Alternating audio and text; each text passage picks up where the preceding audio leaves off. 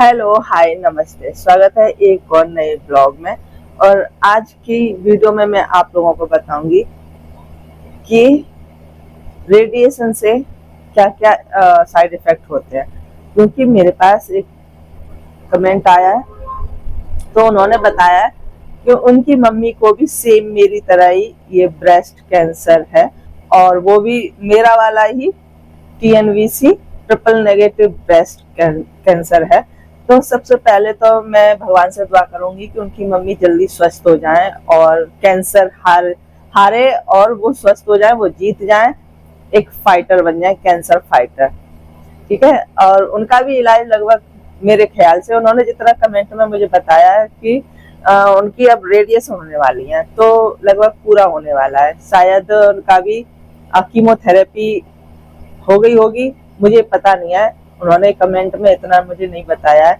अगर आप इस वीडियो को देखें ना, तो मुझे बताना कि कीमोथेरेपी हुई कि नहीं हुई और सर्जरी हुई कि नहीं हुई। ठीक है।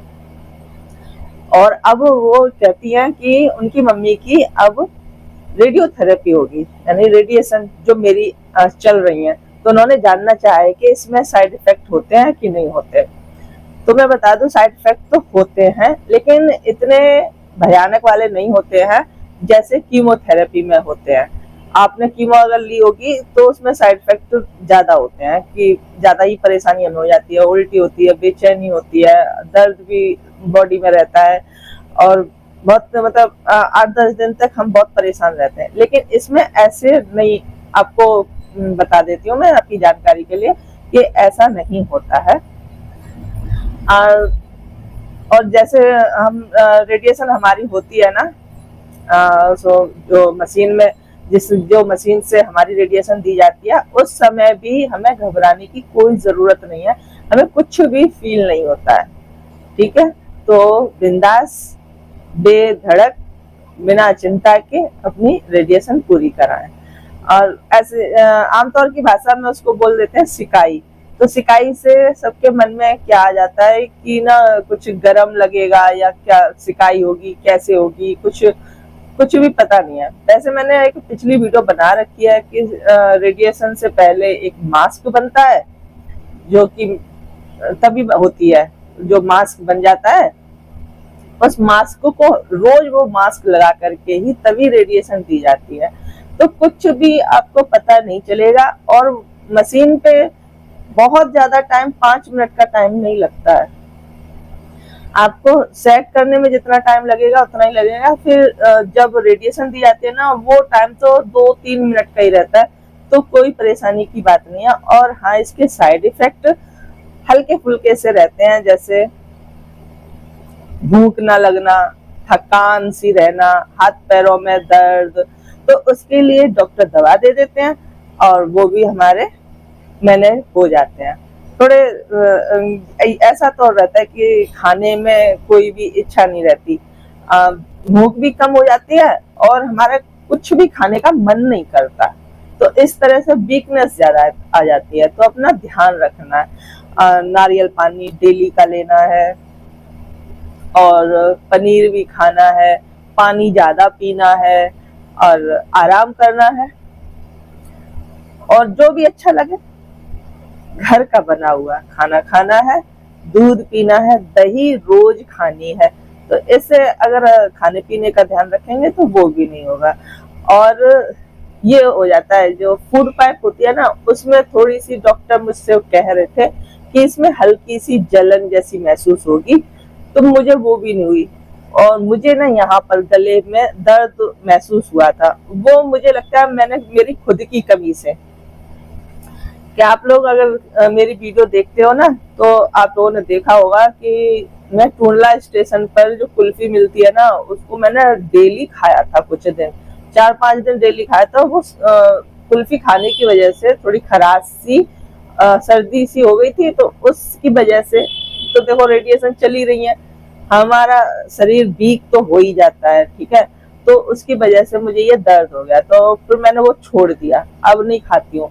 तो फिर मैं सही हो गई, अपने आप ही सही हो गई। लेकिन हाँ, दर्द है ये हाथ पैरों में, ये गांठ जो होती है ना पूरी हाथों की, इनमें बहुत दर्द है, तो वो पेन किलर डॉक्टर दे देते हैं, उससे हमें आराम मिल जाता है। और आपके लिए बता दूं मैं एक और जानकारी, मुझे जैसे पता चला है कि हमारा जहाँ मेरा इलाज चल रहा है ना टूंडला से, वहां के डॉक्टर ना इतने अच्छे हैं कि जो मेरी सर्जरी हुई ना उसके तुरंत बाद मुझे एक्सरसाइज करने को बोल दिया था।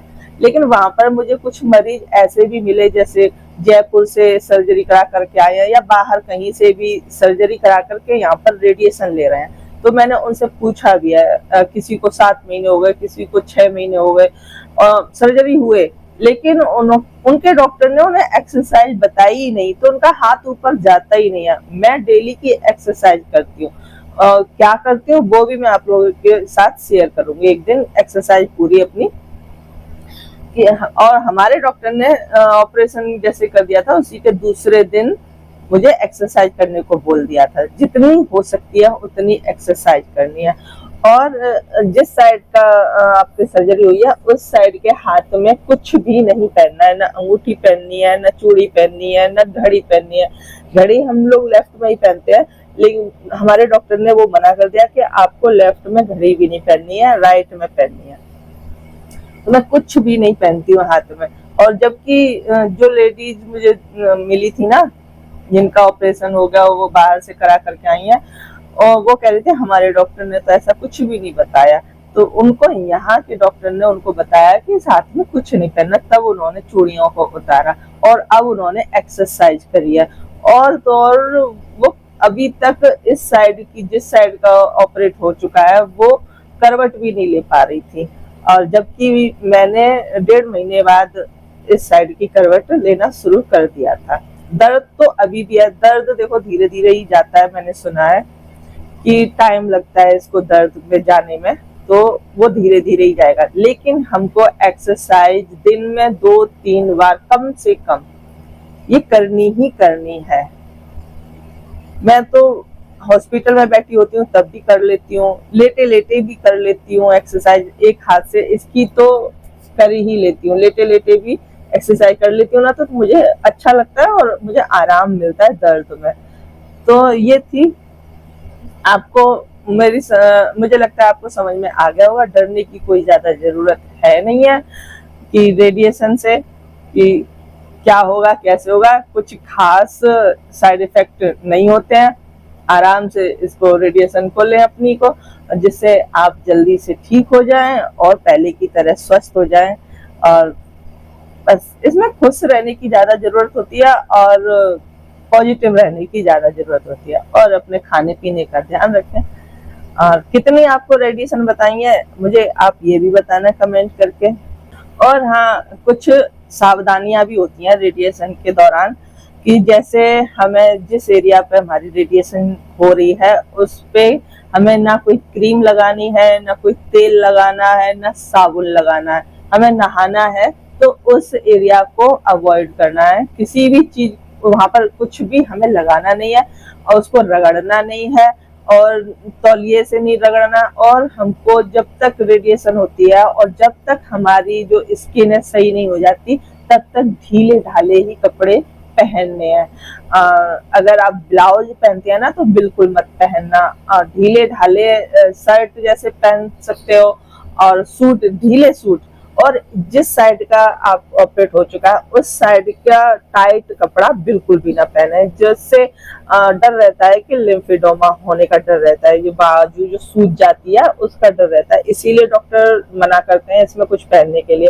तो कपड़ा भी ऐसा पहने जो ढीला ढाला हो, और उस साइड पे कुछ भी लगाने की कोई जरूरत नहीं है, और वहां पर रगड़ना भी नहीं है, ना कपड़े से, कपड़ा भी टच नहीं होना चाहिए।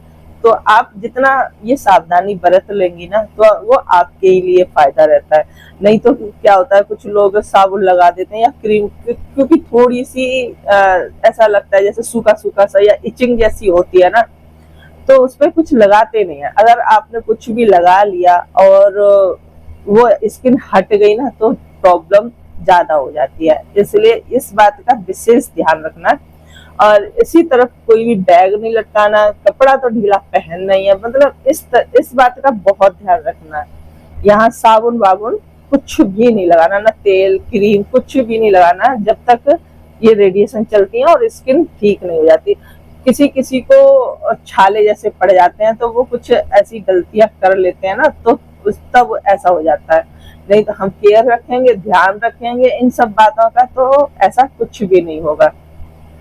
हल्की सी स्किन का कलर डार्क हो जाता है तो वो धीरे धीरे फिर समय के साथ तो वो सही भी हो जाता है, ठीक है। और आपने मुझे कमेंट किया, मुझे बहुत अच्छा लगा। आपने मुझसे पूछा, अगर कोई बात और रह गई हो और या मैं ना बता पाई हूँ या आपके मन में और भी कोई सवाल हो तो वो भी आप मुझसे पूछ सकते हैं। और पिछली कुछ भी कीमो की बात पूछ सकते हैं, सर्जरी की भी पूछ सकते हैं, और आपके मन में कोई भी संशय हो ना, वो आप मुझे कमेंट कीजिए। मैं आपकी वीडियो बना करके ऐसी डिटेल में आपका जवाब दूंगी। तो उम्मीद करती हूँ वीडियो अच्छी लगी हो तो कमेंट शेयर लाइक जरूर कीजिएगा, और मिलते हैं नेक्स्ट वीडियो में। Bye bye.